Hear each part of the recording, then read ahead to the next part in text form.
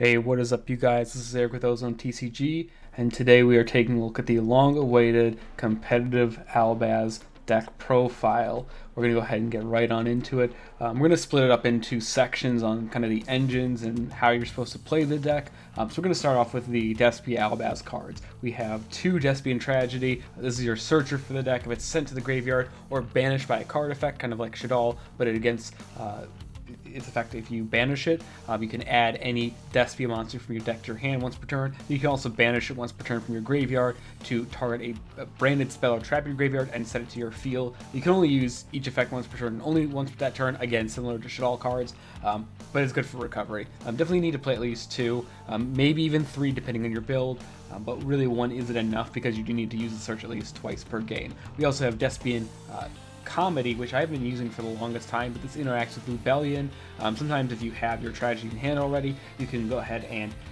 fuse with Fallen of Albaz from your deck and Despian Comedy to make sure your Rebellion plays around Ghost Ogre, as well as Effect Veiler and Infinite Impermanence. Not so much as Veiler, but really Effect Negation would be huge, Chi as well, and some other random niche card effects. 2, just another name. Good enough for the graveyard. Wasn't playing it originally, but I think it's worth playing now. Then we have 1 Libitum. This card is insanely busted, can revive any level 8 or lower fusion monster if it's used for fusion material and sent to the graveyard or banished. So you use it with Branded Red, use it with Branded Opening, special summon with Branded Opening, and then you can fuse it using something like Branded Fusion. You won't get it from the deck, but if you have it in hand, or if you banish it or discard it, add it back with Branded Red, it's absolutely disgusting. You need to play at least 1. You might even want to play 2 in a pure, like Despia build, like Andre Torres was playing. You do play at least 2, but I think 1 is good enough because, again, it is searchable, and you're going to get it basically every single time.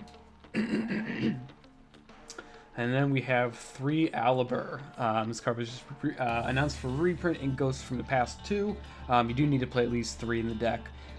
Because it searches the best card in the deck, Branded Fusion. Yeah, you have to play it. I mean, you can get away with 2 if you're playing something like the Adventure Engine, which we are in this deck, but I would still play 3 just to maximize on the consistency.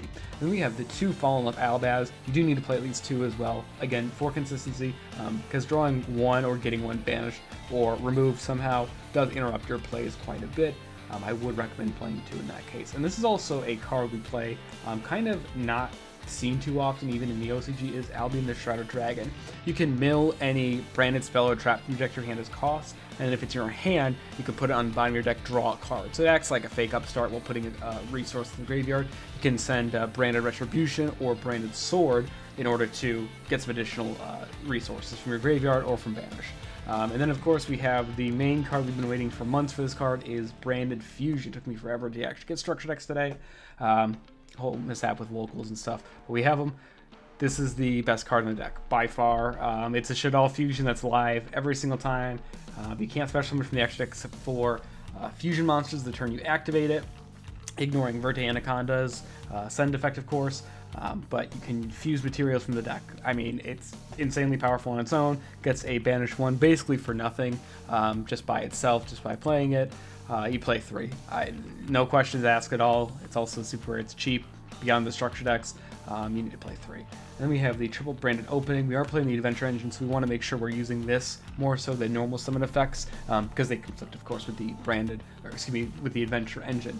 This card you can just special summon Albaz from the deck, or any of your other Despia monsters, really. Sometimes there'll be cases where you want to special summon Libitum, or even Despian Comedy.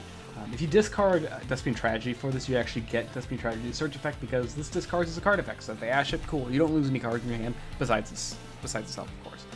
Then up we have the Branded in Red. I'm considering putting this at 3. It is that good, and really it's that insane. You target a Despia or Fallen of Albaz monster in your graveyard, add to your hand, then you can apply the following effect, which is to fusion summon a level 8 or higher fusion monster from your extra deck by banishing materials from your hand or field. This pairs Ad Libitum to revive Mirror Jade and get to a destroy 3 with Guardian Chimera, or destroy 2, sometimes destroy 1, and at least draw 1 from Guardian Chimera. You need to play at least 2. You can set it off of Despian Tragedy. You can grab it back with the next card, Branded Retribution. I wasn't playing this card originally. This is the counter trap. It acts like a fake Solemn Warning for the deck if you control a Fusion monster that lists Fallen of Albaz. You can negate activations of spell cards, trap cards, and monster effects that would splash summon. We use it really for the banishing effect in combination with Albion. Albion can send it from the deck to the graveyard, and you banish this card from the graveyard to get either your Branded Fusion or Branded Red.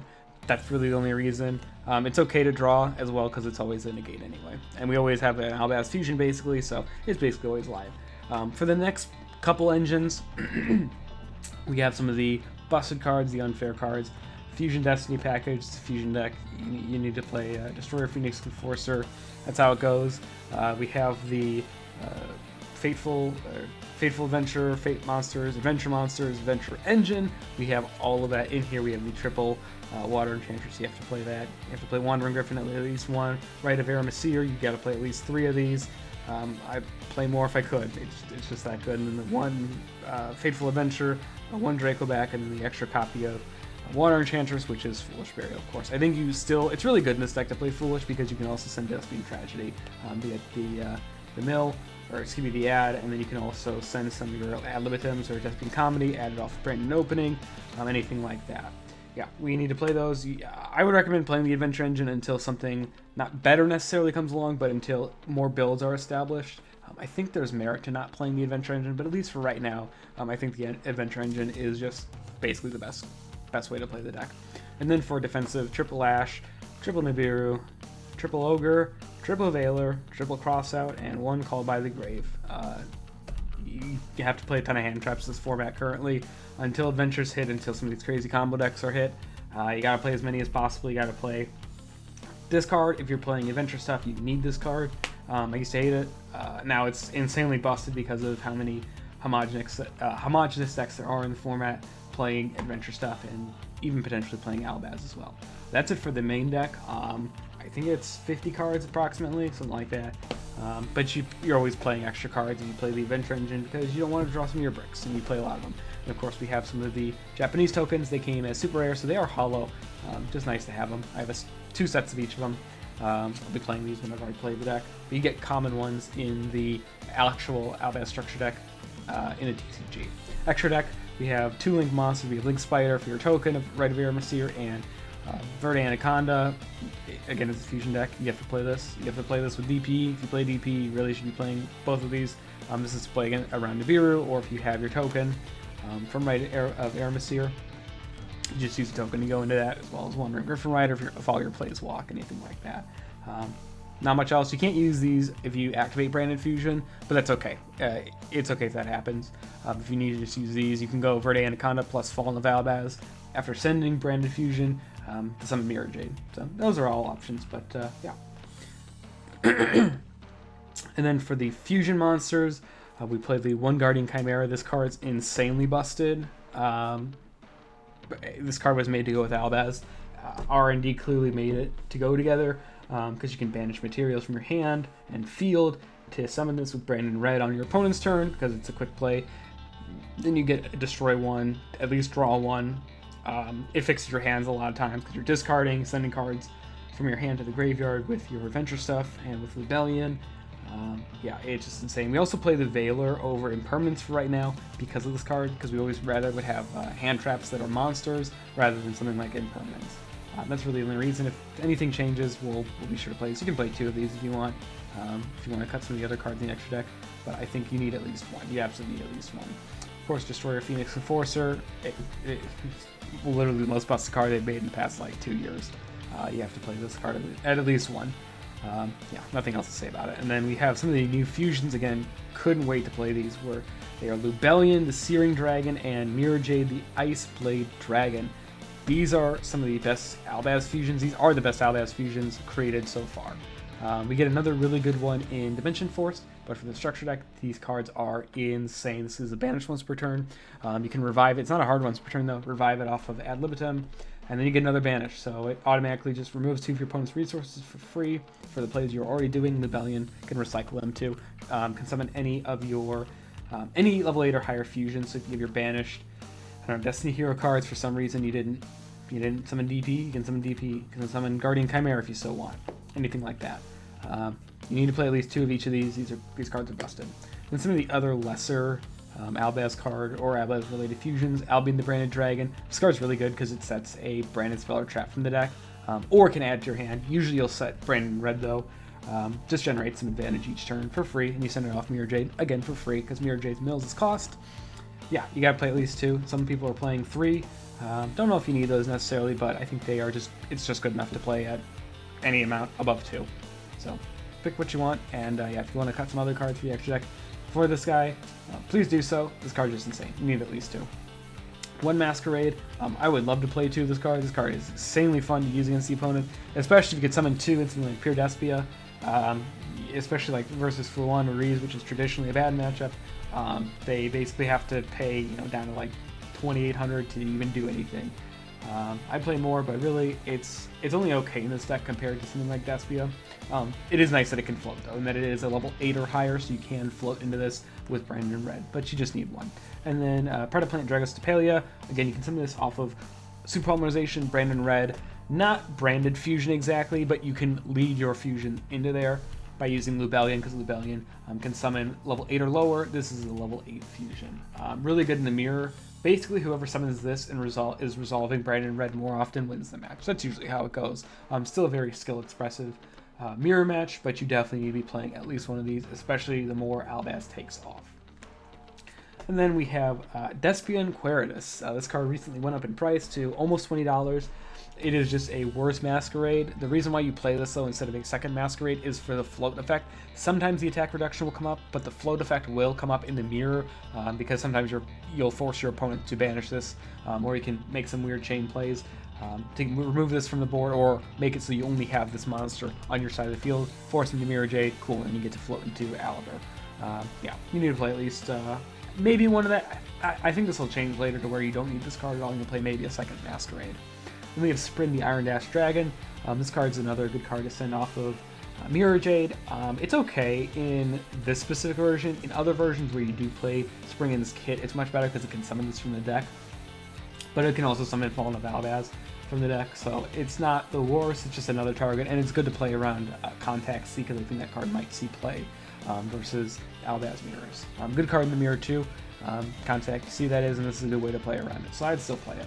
And then last but not least, we have Mud Dragon of the Swamp, a super poly target. Basically, that's it. Probably should play it if you want to cut it. You can. Same with Sprint. That's it for the main deck. Side deck is still technically a work in progress, but I can advise you guys on some of the things you may see in the future. We have the Triple Token Collector. Everyone should be playing this at least 3 because of Adventure and Sword Soul in the game. Yeah, nothing else to really say about it. I think you need to play these at 3 just to maximize your consistency to see them. You can Foolish these with Fiendish Rhino Warrior, which there are some plays to play that. But in this version, specifically the side deck, we are just going to play the straight 3-ups. And then we have the Triple Retaliating Sea. This is basically just for prank kids. If they activate Rite of Aramis Seer, you chain that and then summon it and say defense. If they remove it, cool, whatever. You still have the removal. If they, for whatever reason, don't have Draco back, whatever. Something happens with it, whatever. It stops prank kids entirely. This card is probably cuttable, honestly. I'd probably play something else in the side deck instead. But I'm wanting to test it at least for now, and I think this could come up in the format. Maybe something like Contact C might be a little bit more relevant, or more back row removal, because you'll see in a little bit what else we have. But we also have Ghost Bell, my nice Ultra French bells, of course. This card is for the mirror, because you need to use this against Branded Red. Now you can't activate, it's an activate once per turn, or like use once per turn, so if they have the second Branded Red, you can use it even if they bell it. But we want to make sure that we are playing 3 of these bells, at least in the side, just to have a higher chance of interrupting the opponent, trying to interrupt us. That is usually how the mirror goes. And then we have the Triple Cosmic Cyclone. Probably would play Twin Twisters, honestly. Or I may cut Retaliating Sea for Twin Twisters. I'm not worried about back row this format, but you need some kind of interruption, and I think Cosmic is probably the answer going in, but that might change depending on how much more Eldritch there is in the format with the Cyber's Gadget Eldritch from OzoneTCG, of course, since that's taken off quite a bit. But I think this card's perfectly fine to play at 3. And then, of course, as you guys may have guessed, Super Poly. You gotta play this card at 3, at least in the side. You may even want to main it later on. Again, depending how Albaz turns out, this card can solely win you games on its own. It's insanely busted. I wouldn't be surprised if it got hit again. This would be the format to hit it. this would be the time to hit it as well. Super probably into Dragon Link boards. Cool, they fold even before Albaz. It's insane. Again, we play Mudragon in the Swamp for it. You can feature opponent's monsters, like for Dragostapelia. Yeah, that's the deck profile. I know you guys have been waiting for it. I'm excited to play this. I cannot wait to play this in person at locals again. I've been locals, my personal locals for months. I cannot wait to play this there. I'll let you know how I do at locals with this build. This is what I'll play, of course. So if you guys liked it, again, be sure to like, comment, and subscribe. This is Eric with OzoneTCG. See you guys in the next one.